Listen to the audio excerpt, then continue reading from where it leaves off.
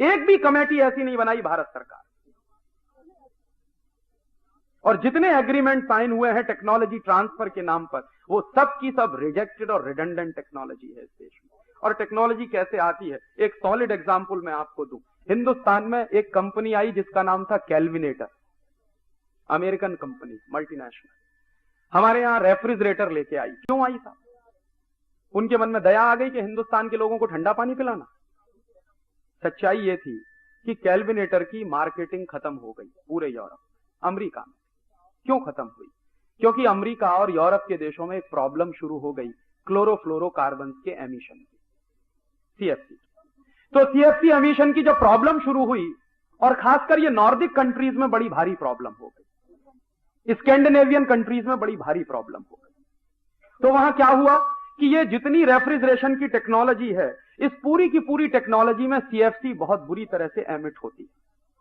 और सीएफसी के एमिशन से होता क्या है, हमारे वातावरण में ओजोन होती है, और ये ओजोन हमारे लिए बहुत जरूरी है। ओजोन अगर ना हो पूरे वातावरण में तो हम जिंदा नहीं रह सकते, क्योंकि सूर्य की किरणें जो आती हैं उनमें अल्ट्रावायलेट रेज होती हैं, और वो अल्ट्रावायलेट रेज इतनी खतरनाक होती हैं कि आपकी चमड़ी पर अगर सीधे पड़े वो अल्ट्रावायलेट रेज, तो आपकी चमड़ी जो है जल जाएगी, स्किन कैंसर होने की संभावना बढ़ जाती है। तो ये रेफ्रिजरेशन की और एयर कंडीशनिंग की जितनी टेक्नोलॉजी दुनिया में डेवलप हुई है, इसके सबसे बड़े दुष्परिणाम निकले कि सीएफसी एमिशंस बहुत बढ़ गए, और इतने बढ़ गए कि इन नॉर्डिक कंट्रीज के ऊपर ओजोन में एक बड़ा भारी होल हो गया, छेद हो गया। तो उनके यहां क्या प्रॉब्लम हुई, गर्मी बढ़ गई, और जैसे ही गर्मी बढ़ी तो बर्फ पिघलना शुरू हो गई। और आपको मालूम है यूरोप में पूरे के पूरे पोर्शन में 1/3 तो सिर्फ बर्फ ही बर्फ है। तो वो बर्फ पिघलना शुरू हुई, और जैसे बर्फ पिघलना शुरू हुई तो नदियों में पानी ज्यादा आने लगा, और पानी ज्यादा आने लगा तो बाढ़ आने लगी। आपको मालूम है साल भर पहले लॉस एंजलिस में बाढ़ आई, जिसमें पूरा का पूरा शहर बह गया। इतना बड़ा मैनेजमेंट था अमेरिका का, कुछ नहीं कर पाया, लॉस एंजलिस में बाढ़ आई। बाद में पता चला कि क्यों आई वो बाढ़, इसलिए आई कि अमेरिका में गर्मी बढ़ गई है, तो बर्फ ज्यादा पिघल रही है, ग्लेशियर्स ज्यादा पिघल रहे हैं, नदियों में पानी बढ़ गया। क्यों बढ़ गया? क्योंकि कार्बन एमिशन है और सीएफसी एमिशन है, दोनों टेम्परेचर इंक्रीज कर रहे हैं। तो इन सारे देशों में एक भयंकर किस्म की घबराहट पैदा हुई, और उस घबराहट के चक्कर में इन्होंने क्या किया, इन 12-13 देशों ने, जो अमीर देश माने जाते हैं, एक समझौता कर लिया। क्या समझौता किया कि धीरे धीरे सीएफसी एमिशन हम खत्म करते चले जाएंगे, और सन 2000 में तो बिल्कुल टोटली स्टॉप कर देंगे, कार्बन एमिशन भी खत्म कर देंगे और सीएफसी एमिशन भी खत्म कर देंगे। तो संकट हुआ कि सीएफसी एमिशन करने वाली टेक्नोलॉजी का क्या होगा। तो किसी ने उनको कहा कि हिंदुस्तान में ले जाकर डंप कर दो, बहुत अच्छा देश। तो कैलविनेटर वाले यहां आ गए, और यहां आके उन्होंने विज्ञापन देना शुरू कर दिया कि रेफ्रिजरेटर घर की शान, बिना रेफ्रिजरेटर के घर में शान ही नहीं। हिंदुस्तान के इडियट्स लोगों ने कभी 1 मिनट ये नहीं पूछा कि इस रेफ्रिजरेटर की हमको क्या जरूरत है। यूरोप में, नॉर्डिक कंट्रीज में, स्कैंडिनेवियन कंट्रीज में रेफ्रिजरेशन का सिस्टम आया क्यों? तो सीधी सी बात है, बहुत सूखा हिस्सा है, और सूखे हिस्से में भोजन ज्यादा समय तक सुरक्षित नहीं रहता, और वहां परंपरा भी कुछ ऐसी है कि सप्ताह में 1 दिन भोजन बनाया जाता है। मैं यूरोप के कई देशों में रहा हूं, तो मैं देखता था सिर्फ फ्राइडे को भोजन बनाते हैं, और बाकी दिन फिर उसी को निकाल निकाल के खाते हैं फ्रीजर में। किसी को फुर्सत ही नहीं है रोज गर्म खाना बनाने की, सब्जियां रोज मिलती नहीं है। मैं फ्रांस में था तो बीन्स अगर लेनी होती थी तो 1 दिन मिलती थी हफ्ते में, वो भी इंडिया से जाती थी तब मिलती थी। कॉलीफ्लावर लेना है तो कभी 1 दिन मिलता था हफ्ते में। तो हरी सब्जियां मिलती नहीं है, या तो यहां से जाती हैं हिंदुस्तान से, या लैटिन अमेरिका से आती हैं, या अफ्रीका से जाती है। तो अफ्रीका से फल भी जाते हैं बहुत बड़ी मात्रा में। तो वहां क्या होता है कि जो पहले खरीद ले वो घर के अंदर रख ले उसको, बाकी किसी को मिलता नहीं। तो रेफ्रिजरेटर की इसलिए उनको जरूरत थी कि स्टोरेज करके रखना। सप्ताह में 1 या 2 दिन हरी सब्जी मिल पाती है, सप्ताह में 1 या 2 दिन खाना बना पाते हैं, इसलिए खाना बना के भी रख लेंगे, सब्जियां भी इकट्ठी करके रख लेंगे, इसलिए उन्होंने रेफ्रिजरेटर का ईजाद किया। थ्योरी तो हम भी जानते थे, रेफ्रिजरेशन की थ्योरी तो सारी दुनिया में यूनिवर्सल है। थ्योरीज तो हमेशा यूनिवर्सल होती हैं, टेक्नोलॉजी लोकल होती है। तो थ्योरीज तो हम भी जानते थे रेफ्रिजरेशन की। हिंदुस्तान में पिछले 500-700 साल से रेफ्रिजरेशन की थ्योरीज पे बहुत काम होता है, ऐसा नहीं है कि ये देश जानता नहीं। लेकिन हमने कभी रेफ्रिजरेटर बनाया नहीं। क्यों नहीं बनाया? हमको जरूरत नहीं थी। क्यों नहीं जरूरत थी? रोज इस देश में सवेरे भी ताजी सब्जी लीजिए, शाम को भी मिल जाएगी। और मेरे अपने शहर में तो 3 टाइम मिलती है, सवेरे अलग मिलती है, दोपहर को अलग मिलती है, शाम को अलग मिलती है। और दूसरा एक और अद्भुत सिस्टम है, रोज गरम गरम मेरी मां मुझको रोटी बना के खिलाती है। यूरोप में कभी कोई मां नहीं खिलाती अपने बच्चे को गरम गरम रोटी, जानता भी नहीं है कोई रोटी बनाना। तो उनकी प्रॉब्लम थी, इसलिए उन्होंने रेफ्रिजरेटर का ईजाद किया। हम काहे के चक्कर में फंस गए जो हमने अपने घर में खरीद के उसको रख लिया। तो ये क्या होता है कि टेक्नोलॉजी आपकी जरूरत की नहीं है, लेकिन वो टेक्नोलॉजी आपकी जबरदस्ती जरूरत बनाई जाती। और उन्होंने आपके यहां रेफ्रिजरेटर को जरूरत बना के पेश किया, क्योंकि उनको रेफ्रिजरेटर आपके यहां डंप करना था। उनको अपने यहां सीएफसी की प्रॉब्लम से छुटकारा पाना था, उनको अपने यहां एमिशन की प्रॉब्लम से छुटकारा पाना था, इसलिए आपके देश में लाके रेफ्रिजरेटर डंप किया। और वो डंप होने वाली चीज बिकेगी कैसे? तो उसके लिए हैवी एडवर्टीजमेंट उन्होंने किया। और वो एडवर्टीजमेंट बड़े जबरदस्त तरीके से एक एक आदमी के चुभोया जाता था। कैसे चुभोया जाता था? आपका घर कुछ भी नहीं है अगर उसमें रेफ्रिजरेटर नहीं। और रोज रोज रात दिन कोई अगर आपको ऐसे ही कोचे कि आपका घर कुछ नहीं है अगर आपके घर में रेफ्रिजरेटर नहीं है, आपका घर बहुत रद्दी है अगर आपके घर में रेफ्रिजरेटर नहीं है, तो घर की शान बढ़ाने के लिए एक न एक दिन तो आप ले ही आएंगे, क्योंकि रोज रोज यही सुन रहे हैं। और वो हम ले आए हमारे घर में, हमको मालूम नहीं कि हम उसका क्या इस्तेमाल करें, क्योंकि वो टेक्नोलॉजी इंडियन नहीं है, टेक्नोलॉजी यूरोपियन है। थ्योरीज हो सकती है इंडियन यूरोपियन एक जैसी, लेकिन टेक्नोलॉजी तो इंडियन यूरोपियन एक जैसी होती नहीं। उनको जरूरत थी, उन्होंने वैसी टेक्नोलॉजी बनाई, हमको जरूरत नहीं थी, हमने वैसी टेक्नोलॉजी नहीं बनाई। अब जब फ्रिज आ गया हमारे घर में, तो देखिए पूरा घर कैसे बदलता। मैंने देखा कि जिनके घरों में फ्रिज आ गया तो उन्होंने अपने घर को रीस्ट्रक्चर कर दिया। कैसे रीस्ट्रक्चर किया? कि पहले वो रोज ताजी सब्जी खरीद कर लाते थे, फिर जबरदस्ती एक साथ 10-10 किलो सब्जी लाने लगे, क्योंकि भरना तो चाहिए फ्रिज। और ला के भरने लगे उसमें। फिर क्या हुआ? इस देश में बड़ा अच्छा शुद्ध पानी मिलता था माटले का, तो जबरदस्ती माटला बंद करके रेफ्रिजरेटर में पानी रखना चाहिए। हिंदुस्तान में शायद बहुत इडियोटिक लोग मिलेंगे जो प्लास्टिक की बोतल में पीने का पानी भर के रखते हैं रेफ्रिजरेटर के अंदर। दुनिया में सबसे रद्दी चीज है प्लास्टिक। यूरोप के तो कई देशों में प्लास्टिक बैन होने जा रहा है, जापान ने तो पहले ही बैन कर दिया। 5-6 साल से जापान में प्लास्टिक की चीजों का उत्पादन लगातार कम किया जा रहा है। और वहां जापान में एक नियम है कि कोई भी खाने पीने की चीज प्लास्टिक पैकिंग में नहीं होनी चाहिए। सरकार ने बाकायदा नोटिफिकेशन जारी कर दिया। हमने क्या किया? क्योंकि फ्रिज आ गया है घर में, तो फ्रिज का इस्तेमाल भी होना चाहिए। हमको मालूम नहीं है कि इसका सही इस्तेमाल क्या है, तो पानी भी उसमें रखना चालू कर दिया।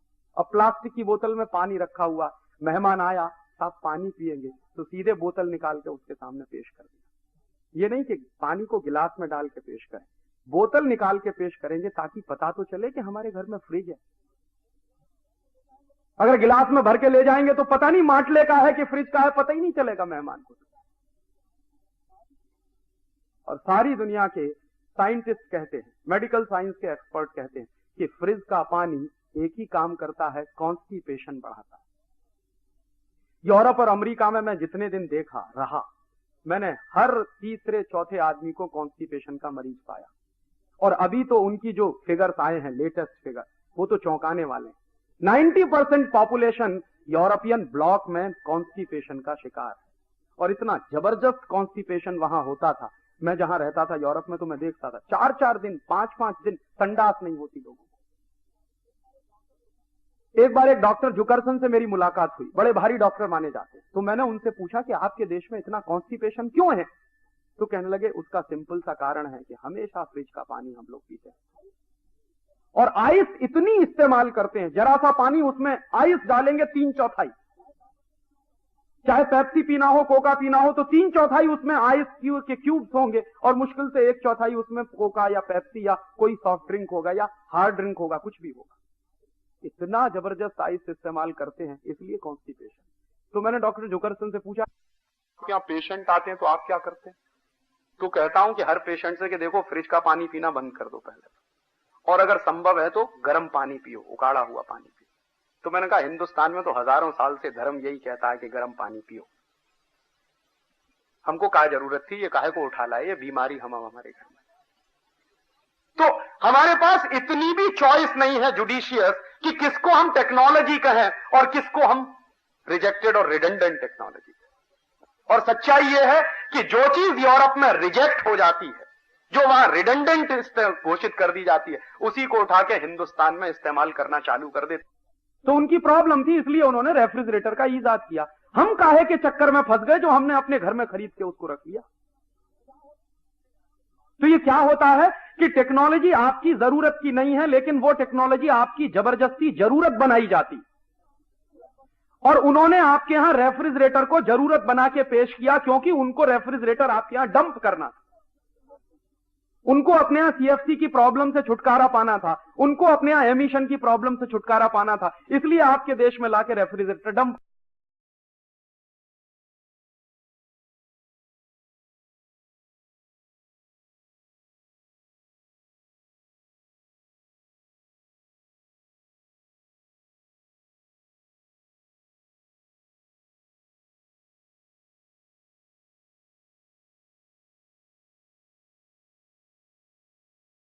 ऐसे एग्रीमेंट साइन हुए हैं लिबरलाइजेशन के नाम पर कि आप चौंक जाएंगे।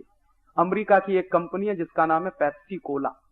पेप्सी कोला के साथ भारत सरकार ने एक एग्रीमेंट साइन किया है कि हर साल Pepsi Cola 10,000 metric ton chemical waste America से लाकर हिंदुस्तान में डंप करेगा। ये है लिबरलाइजेशन। और ये 2 साल से डंप होना शुरू हो गया है। सबसे पहली डंपिंग किया था पेप्सी कोला ने मद्रास के पास एक गांव है, और अब इस साल से पेप्सी कोला डंप कर रहा है उस केमिकल वेस्ट को। केरल में एक जगह है, उसका नाम है वाइपीन। वाइपीन बहुत सुंदर द्वीप है। एक बार मैं गया हूं, इतना खूबसूरत है कि जाने के बाद लौटने का मन नहीं करता। अब उस वाइपीन द्वीप पर अमेरिका से लाया हुआ 10,000 मीट्रिक टन कचरा वेस्ट डंप किया जा रहा है, और ये काम पेप्सी कोला कर रहा है। और ये क्यों हुआ है? क्योंकि लिबरलाइजेशन हो रहा है इस देश में, ग्लोबलाइजेशन। और ऐसे एक नहीं, हंड्रेड्स ऑफ एग्रीमेंट साइन हुए हैं कनेडियन कंपनियों के साथ, ऑस्ट्रेलियन कंपनियों के साथ, अमेरिकन कंपनियों के साथ, न्यूजीलैंड की कंपनियों के साथ, कि वो दुनिया भर के तमाम देशों का। कनाडा की एक कंपनी से तो ये एग्रीमेंट साइन हुआ है जिसको लेके हमने एक पिटीशन फाइल किया। एग्रीमेंट ये है कि कनाडा की कंपनी अपना एटॉमिक वेस्ट लेकर आएगी और हिंदुस्तान में डंप करेगी। ये कंपनी पहले बांग्लादेश के साथ एग्रीमेंट करना चाहती थी। बांग्लादेश की सरकार भी इतनी होशियार है कि जब उनको पता चला कि ये लाने वाले क्या हैं, तो एटॉमिक वेस्ट आएगा, तो उन्होंने कहा नहीं नहीं, हम इसको परमिशन नहीं देने वाले। जो एग्रीमेंट बांग्लादेश की सरकार ने नहीं किया, वो एग्रीमेंट हमारी सरकार ने किया कनाडियन कंपनी के साथ। और ऐसे 100 से ज्यादा एग्रीमेंट साइन हुए हैं जिसमें हर साल इस देश में हजारों मीट्रिक टन कचरा आएगा उनके देश का, और इस देश में डंप किया जाएगा। और एक बड़ा ऐतिहासिक दस्तावेज ऐसा ही है मेरे पास। हॉलैंड की एक कंपनी है सीजवॉन वीवी, उसके साथ मनमोहन सिंह ने एक एग्रीमेंट साइन किया था। क्या एग्रीमेंट था?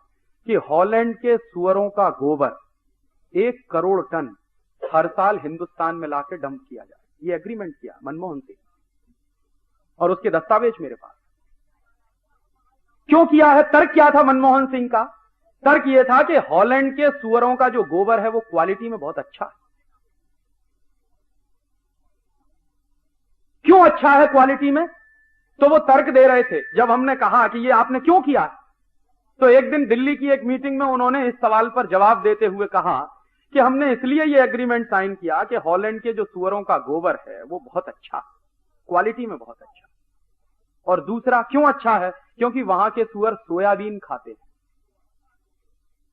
तो मैंने सवाल पूछा उनसे उस मीटिंग में कि ये सोयाबीन जाता कहां से? कि हमारे देश से जाता है।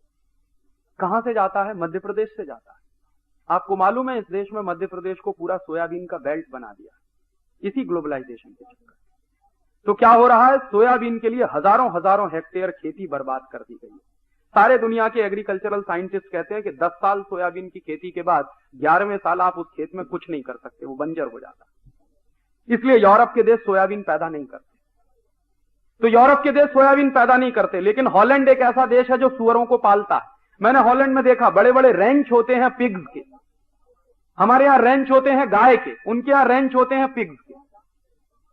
क्यों बनाते हैं रेंच? क्योंकि सुअर का मांस खाना, और सुअर के मांस को स्वादिष्ट बनाने के लिए उसको सोयाबीन खिलाना। लेकिन हॉलैंड की सरकार वो सोयाबीन अपने खेतों में पैदा नहीं होने देती। उसके लिए भारत सरकार से उन्होंने समझौता करके हमारे यहां सोयाबीन पैदा करवाना शुरू किया, तो यहां से सोयाबीन की खली जाती है, उनके सुअर खाते हैं, और उसके बाद जो टट्टी करते हैं वो हमारे देश में आएगी। ये एग्रीमेंट किया। और ये एग्रीमेंट एक ऐसे व्यक्ति का है जिसको हिंदुस्तान में बेस्ट फाइनेंस मिनिस्टर का अवार्ड मिला। पता नहीं उनके दिमाग में भी वही गोबर भरा हुआ है। और जब हम कोर्ट में गए ये सब बातें लेकर, और मनमोहन सिंह को लगा कि अब फंसने वाले हैं, और जवाब नहीं देते बन रहा था उनको, कोर्ट ने नोटिस इशू कर दिए थे, इसको हमने पब्लिक इंटरेस्ट पिटीशन बनाया था, तो मनमोहन सिंह ने फिर बाद में प्रेशर में आके वो एग्रीमेंट कैंसिल किया। ऐसे एग्रीमेंट साइन होते हैं इस देश में, लिबरलाइजेशन और ग्लोबलाइजेशन। कोई एक मॉनिटरिंग कमेटी नहीं है इस देश में जो ये छांटती हो कि क्या एग्रीमेंट साइन हुआ है और उसके क्या परिणाम होने जा रहे हैं इस देश में। एक भी कमेटी ऐसी नहीं बनाई भारत